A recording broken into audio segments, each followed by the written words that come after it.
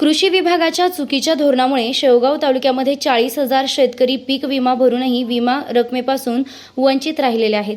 म्हणून शेवगाव तालुक्यातील शेतकऱ्यांना सरसकट पीक विमा मिळावा या मागणीसाठी शेवगाव कृषी अधिकारी कार्यालयावर आज जिल्हा परिषद सदस्या सौ हर्षदा काकडे यांचे नेतृत्वाखाली बोंबाबोंब आंदोलन करण्यात आलं। तालुक्याप्रमाणे शेतकऱ्यांना पीक विमा, इतर तालुक्याप्रमाणे शेतकऱ्यांना पीक विमा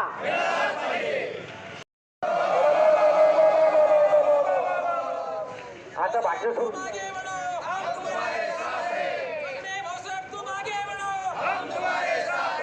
आज दिनांक 22 जुलै रोजी शेवगाव तालुक्यातील विविध गावातील शेतकऱ्यांनी भर पावसात आंदोलनामध्ये सहभागी होऊन लोकप्रतिनिधी व शासनावर रोष व्यक्त केला।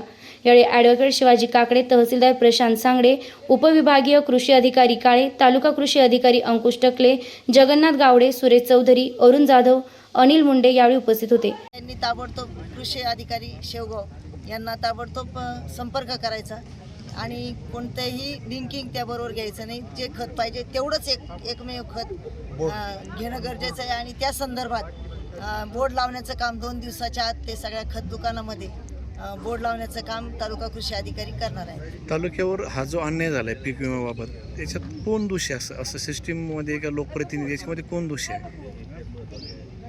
खरं तर म्हणजे कोण कमी पडलं याच्यामध्ये? खरं तर शासनाने जो निर्णय घेतला की पीक विमा कंपन्या यांना ते विमा कंपन्यांना पीक विमा देण्याचं काढले, तर ते अतिशय चुकीचं धोरण आहे। मला वाटतं विधानसभेमध्ये अधिवेशन काळामध्ये एका आमदारांनी हा विषय काढला होता आणि आम्ही सुद्धा तोच विषय लावून धरलेला आहे की ज्या ह्या अशा कंपन्यांना, ओरिएंटल कंपनी वगैरे अजून बऱ्याच कंपन्या आहेत, अशा कंपन्यांना पीक विमा देण्याचं घाट घातलेला आहे आणि त्या माध्यमातून त्यांनी वेगवेगळे कंत्राटी पोरं नेमून हे सगळं प्रकरण म्हणजे सगळं गोळा केलेलं आहे।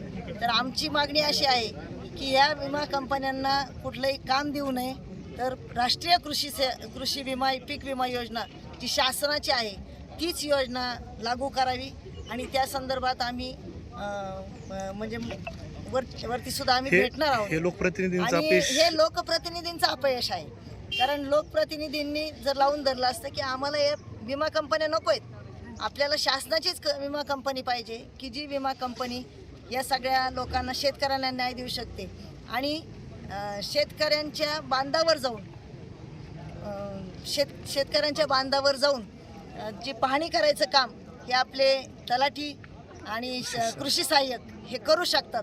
त्यासाठी कंत्राटी माणसं नेमण्याची गरज नाही आणि हे नेमल्यामुळेच हा सगळा त्रास शेतकऱ्यांना आज होत आहे।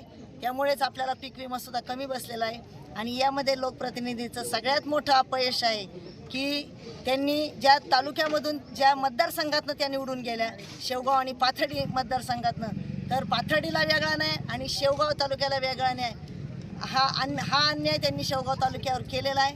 त्यामुळे या सगळ्या घटनेला जबाबदार लोकप्रतिनिधीच आहेत, आमदारच आहेत। प्रतिनिधी रवींद्र उगलमुगले, शेवगाव।